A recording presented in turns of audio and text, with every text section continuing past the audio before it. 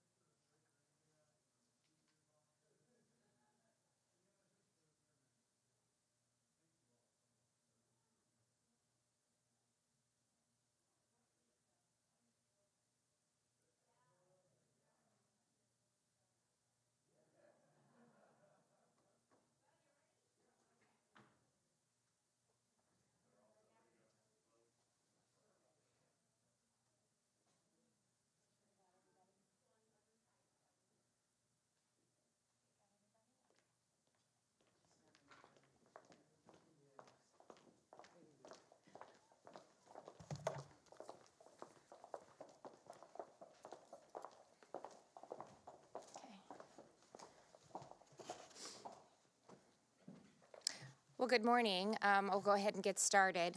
I'm pleased to report that Iowa's recovery from COVID-19 continues to move in a positive direction on all fronts. 87 of Iowa's 99 counties have 14-day positivity rates below 10%. Our long-term care facilities outbreaks are down to 29, and COVID hospitalizations are down 85% from the high point in mid-November.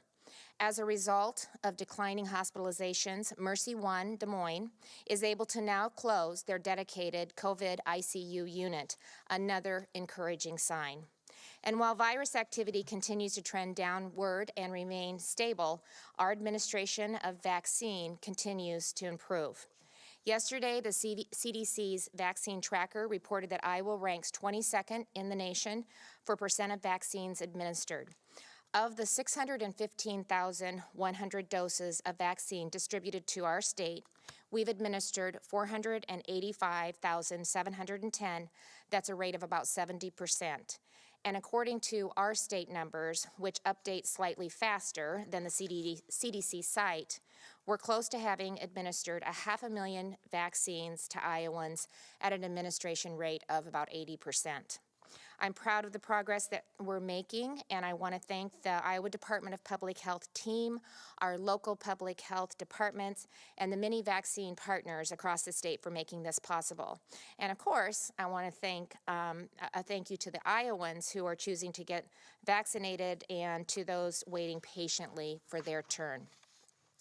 There's more good news to share today that should reassure all of us that our supply is increasing, and soon we'll be able to vaccinate even more Iowans every week.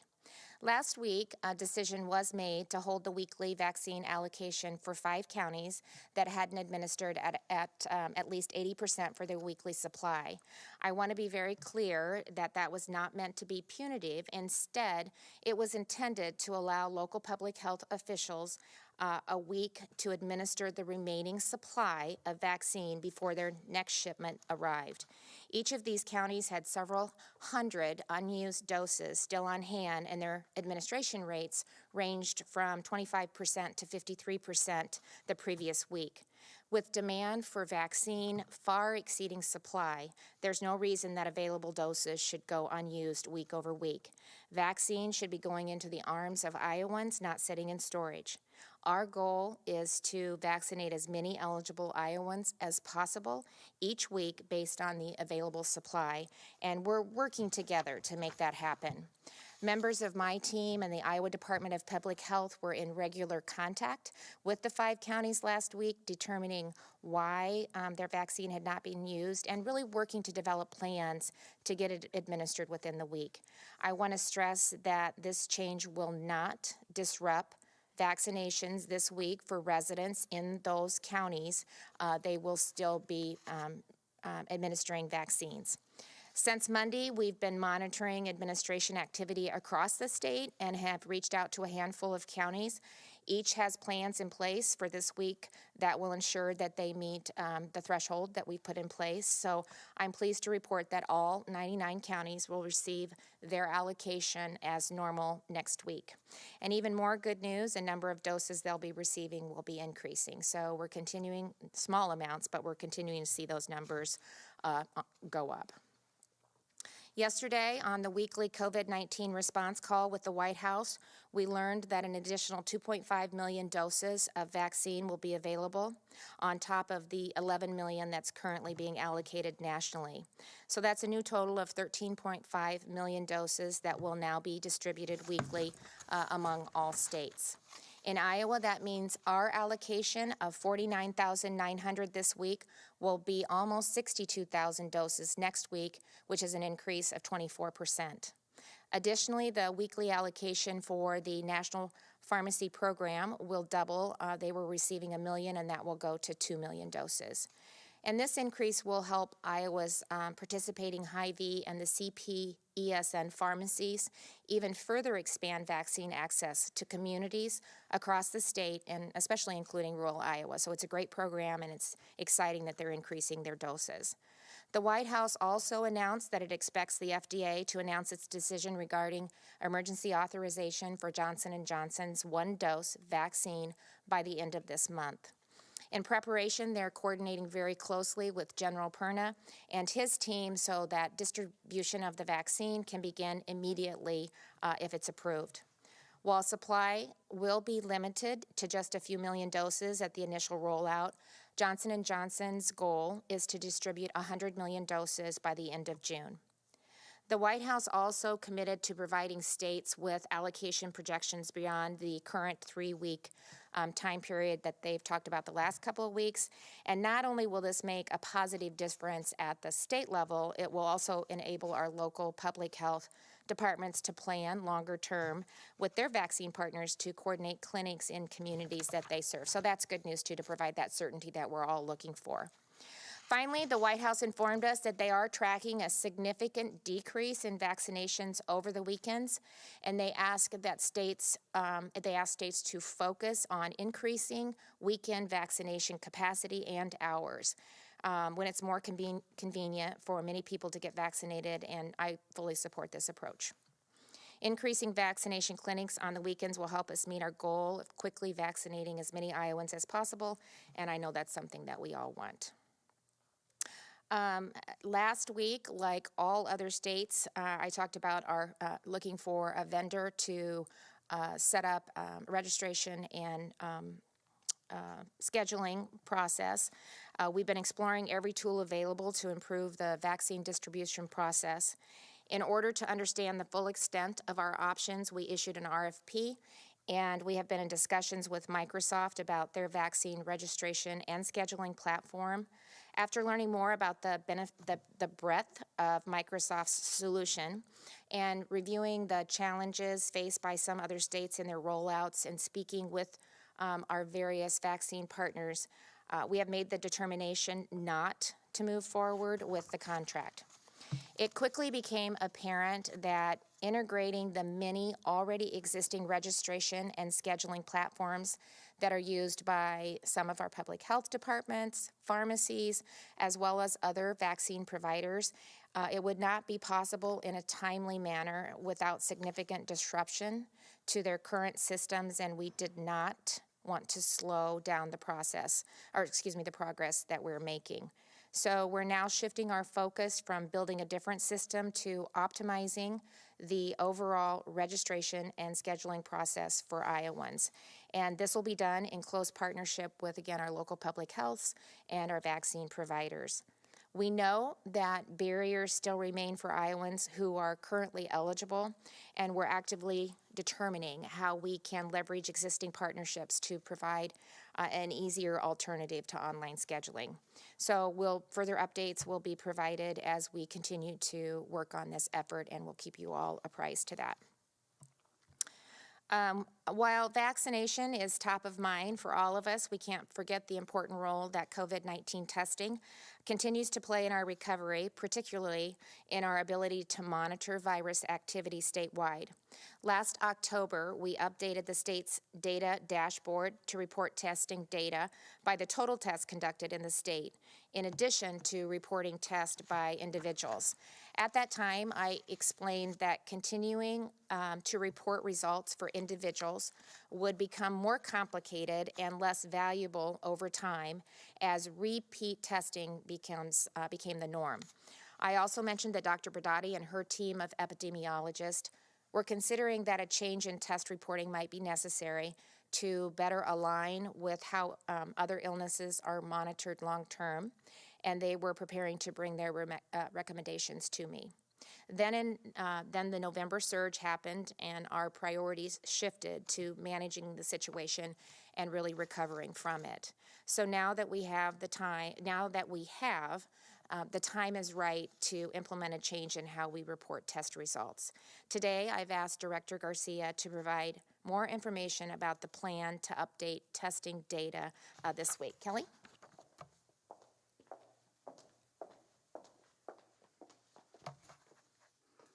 Thank you, Governor. I'm happy to provide an update on our reporting for testing. I also had the chance to talk with reporters earlier this morning and dive a little bit deeper into that process.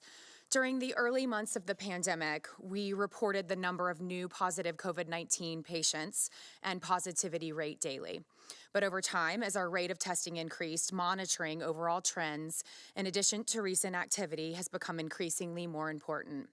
Looking at key data points in terms of a 14-day rolling average, aligning with the incubation period of illness, allowed us to better monitor incidents or new cases of the virus, giving us a more complete picture of current COVID-19 activity across the state, in specific counties and even down to a zip code level. Then, as antigen testing became more readily available and commonly used for routine testing, the number of tests by individual began increasing significantly. I would say it really exploded. And the process to deduplicate these tests by individual has become even more complex. As the governor mentioned, in early October, we made the decision to begin publicly reporting results for both tests by individuals and total tests, so Iowans could compare both reporting methods, knowing that at some point it may become necessary to make a change that better reflects recent activity and to make comparisons across state lines. which will approach this a little bit easier, I think, for those comparisons. And now we're on the cusp of at-home COVID-19 test kits becoming available in an over-the-counter method and at a price point that's much more affordable than other testing options currently available. In fact, at least 3 products are expected to come online this spring, ranging from $25 to $50 and promising test results in just minutes and in the comfort of your home. While this is certainly good news for many reasons, the expansion of testing approaches will further limit our ability in the Department of Public Health to monitor all test results at an individual level.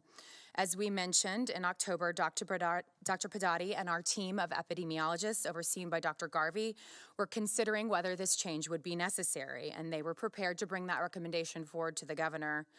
We were finalizing these plans and expecting to change them now, and that's really because in the thick of the fall and into the early part of the year, we were responding to a surge. So the timing wasn't right, but it is now.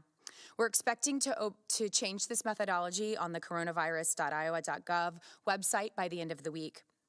And the shift from individual tests to total tests means that the positivity rate overall will align with total test results. Lastly, while I'm here, I wanted to take the time to, again, thank our partners at the county and local public health level. From the beginning of this pandemic response, it's been an effort unlike anything we've seen before. It's been a sustained response, which has been incredibly challenging. It looks a little different for everyone, but for our counties and for our local public health officials, they have been critical in navigating this response. They've been on the ground since the beginning. And now they are critical in our vaccine administration and ensuring that Iowans throughout the state have access to the vaccine. I cannot thank the counties and our local public health authorities enough. As you know, the supply has been a major constraint. Allocation numbers have shifted, guidance has shifted, and throughout this effort, our local public partners have made this work. I know at times it's been frustrating, but we are moving in the right direction and heading closer and closer to that light at the end of the tunnel. When I talk about our programs and services at the Department of Public Health and the Department of Human Services, I often say that this is a team sport. We cannot do our work alone, and that is certainly true in our pandemic response. This collaboration with locals, our healthcare providers, our pharmacies, our AAAs, other state agencies, legislators, and many other stakeholders has been a real bright spot in this time. So while we had to shift and adjust almost daily, sometimes multiple times daily, I just want to acknowledge the incredible work being done by everyone to get through this. It's been a long road, but we are very squarely on a path, and we need all of our partners to see this through. To the Iowans watching, please continue to follow all of the mitigation measures that we know. Wash your hands, stay at home when you are ill, socially distance, and please wear a mask. Thank you, Governor. Thank you, Kelly. And I want to thank your team for the recommendation to ensure that our data is what we need to continue to monitor virus activity now, and that it better aligns with our long-term reporting progress. So just thank you for all of your team's effort and everything that they've done. This week, much of the nation is in the grips of Mother Nature. Severe winter weather is again taking its toll. But this time it's causing an energy emergency in Texas and other south central areas of the United States, where some of Iowa's energy supply comes from. On Friday of last week, I signed a proclamation easing transport rules for propane in Iowa. Then on Monday, I signed another proclamation to temporarily suspend regulatory provisions pertaining to hours of service for crews and drivers hauling diesel, natural gas, and other fuels used for residential, agricultural, and commercial heating. These steps help ensure critical fuel deliveries continue in our state to keep Iowa running despite challenging conditions.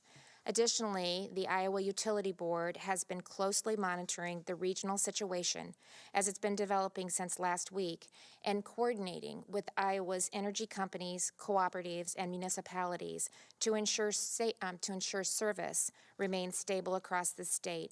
Here to provide an update is Jerry Huser, Chair of the Iowa Utility Board. Jerry?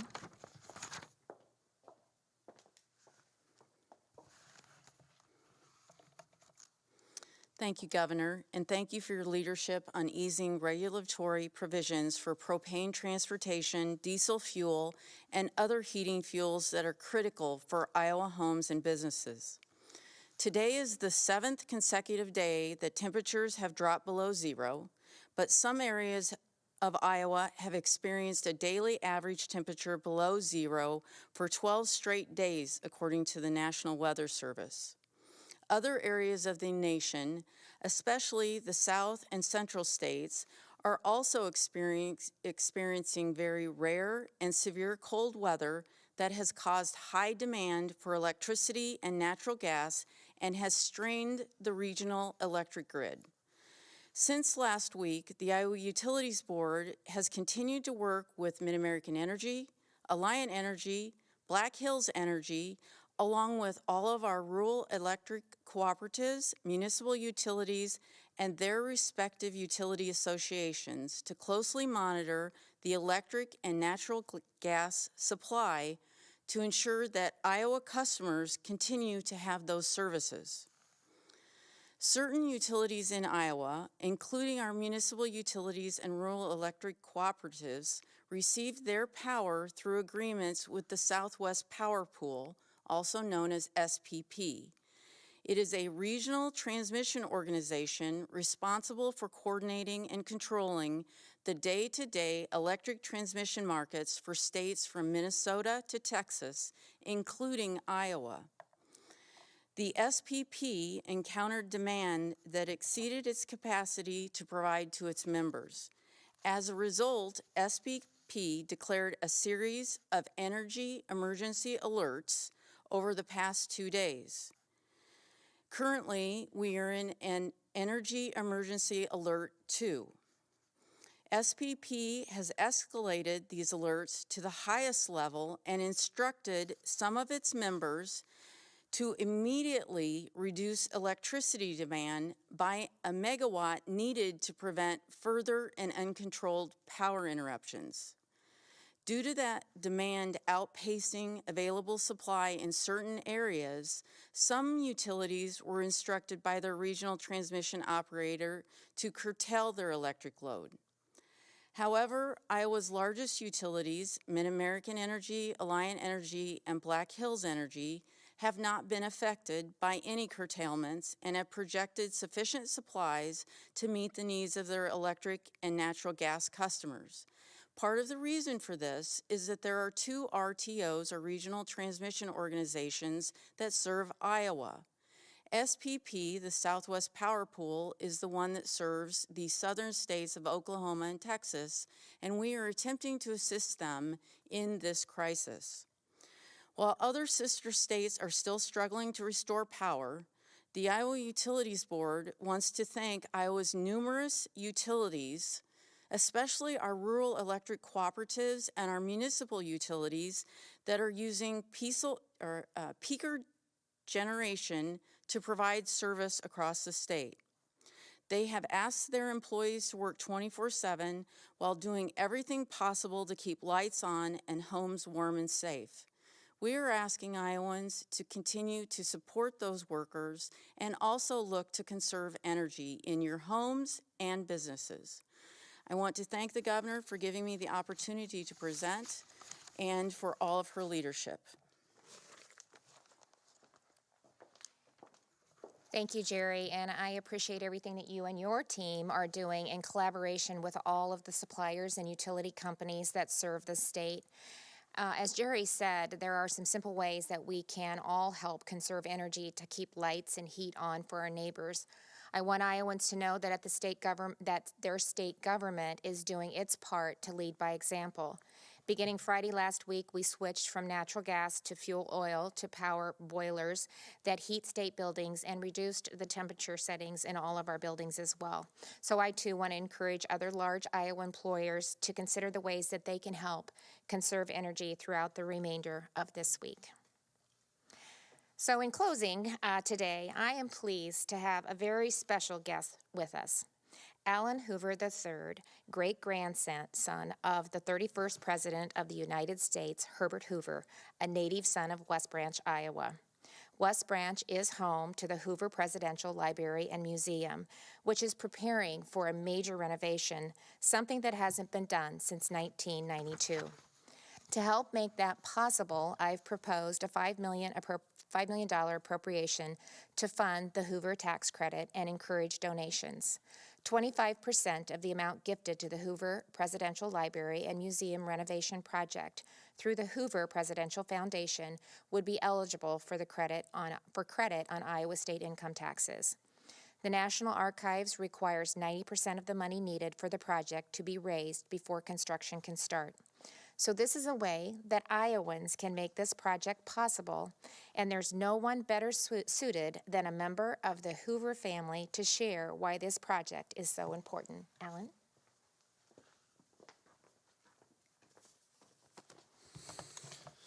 Thank you, Governor Reynolds, for this opportunity to be here with you today.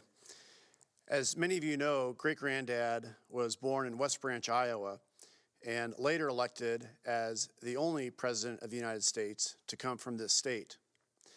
And throughout great-granddad's life, he had a special connection with Iowa.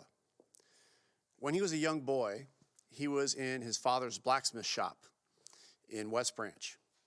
And as young boys can be prone to do, they have a mind of their own, especially when they're around hot iron.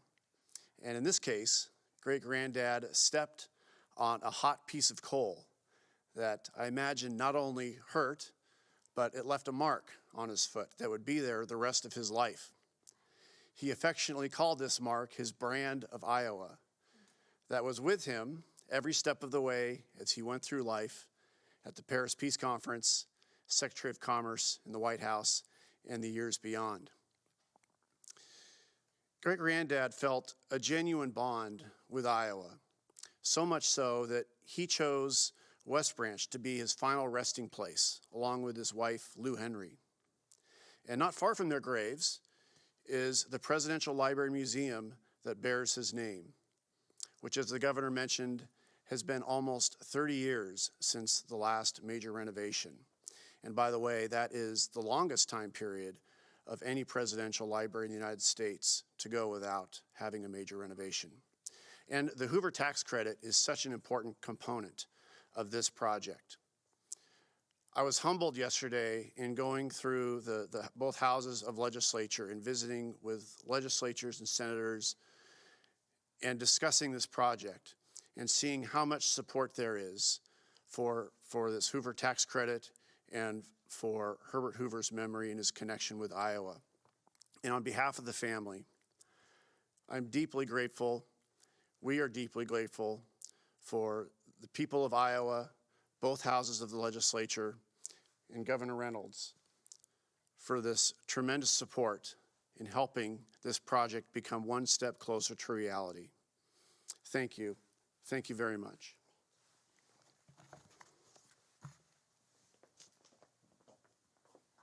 Thank you, Ellen. This truly is a way that Iowans can support the renovation and preserve an important historic landmark in our state for generations to come. The goal is to complete the project by August 10th, 2024, in honor of President Hoover's 150th birthday. So we look forward to helping your family achieve that goal. Again, thank you for coming and being a part of the subcommittee meeting, and hopefully we look forward to signing that bill sometime soon. Thank you. And with that, we'll go ahead and open it up for questions. Governor, do you believe that Iowa's 29-day early voting period is too long? I can't remember. I think we condensed that some. I thought what it was previously was too long, and I think this was a compromise that they landed on. So it is a long period of time. I think it's something we should continue to look at. I'd be willing to take a look at that. Governor, you just talked about the supply getting increased for next week. Yep. Polk County said they've received information that their Moderna doses are going down by about 2/3 for next week and then increase slightly the week after that. Is this just for Polk County being reduced this much, or are there other counties being reduced as well? I think that a lot of that is weather related. Is that some of it is weather? Kelly, why don't you just go ahead and answer that? I know part of the story. Yeah. As you can imagine, and particularly because of the update Jerry just gave, there are some supply chain issues at the moment because of where the distribution centers for both vaccine manufacturers are located in the southern part of the U.S. We expect that to be made up within the week as the temperatures warm. We do shift Moderna supply at times because Moderna is easier to handle. In Polk County, we are very lucky to have Polk County as a partner that can take a pretty tremendous amount of Pfizer supply. They're uniquely situated to do that. So there is a component there that is playing into that factor, and we're happy to talk with you kind of in more detail about what that looks like. We do make these shifts on occasion because of what is available. And then Moderna, the federal government is doing a similar kind of redistribution of Moderna versus Pfizer in this next week as well. So all of that played into the allocation. Will Pfizer offset? Will you increase that to offset it, or will they just go with a lower supply? No, everyone's remaining steady. There's just sometimes people get more Pfizer and sometimes people get more Moderna, and that shifts week to week. And Dave, that's one of the things that we've talked about on the White House call with the administration is how important it is to have some certainty in the doses. And they've made it clear while allocations can shift somewhat, and weather has played a little bit of a role in that, that we can be assured that, you know, for 3 weeks, this is at least the minimum allocation that we would get. On the call that happened yesterday, I can't remember if I said that in my remarks or not, the governors actually asked if we could extend that even beyond 3 weeks to maybe talk about 5 to 6 weeks. Again, that helps everybody plan, schedule, and I think just have a better ability to get the vaccine out and administered. So they are willing to take a look at that and seemed very receptive to that, according to what we heard on the call. They heard on the call. Are you dumping the idea of a statewide call center as well as an app or? No, we're not. So as we've, again, kind of researched what other states are doing, we're taking a look at 211, the call center that we have, and we're looking for opportunities, Kay, that we can enhance that. Part of the issue is our Iowans are already used to utilizing that call center, and so that's normally where they would go, and we just want to be careful about layering other options on top of that, but we want to make sure that we have it staffed appropriately, that we are helping individuals that can't utilize the technology and go online and look for an appointment. And so we're working with the Department of Public Health and other agencies in our office to really enhance our 211 call center to meet the needs of Iowans. Can the 211 call centers make appointments for people? Well, not yet, but we're looking at what we can do to enhance that, right? Yeah. So what would your advice be to people right now who are struggling to get appointments? It's a place to call for them to walk through how we do that. But if a lot of people are, especially seniors, are really struggling, especially if they're not good at going online. So that's online. why, we're talking about a lot of different options. That's why we're trying to utilize the AAAs. We're looking at the 211. We have local public health. Kelly talked a lot about the role that they play in helping their communities know how to receive a vaccine and what that looks like. And so we're continuing to monitor all of that. But when we really dug into what the options were and what was available and the timeline to get that done, it just didn't make sense for us to move forward, especially with the registration and scheduling component, because of all of the different providers that are tied into that right now and the systems that they had. So we're continuing to look for ways that we can streamline the process and make sure that we're meeting the need of Iowans. And we're still so limited in the vaccine, so that still remains a big. Like I'm sorry, what? If I'm a senior, what would your 211, advice be right? to someone who is really struggling? What should they do today to try to find an appointment? Call a AAA. Yeah.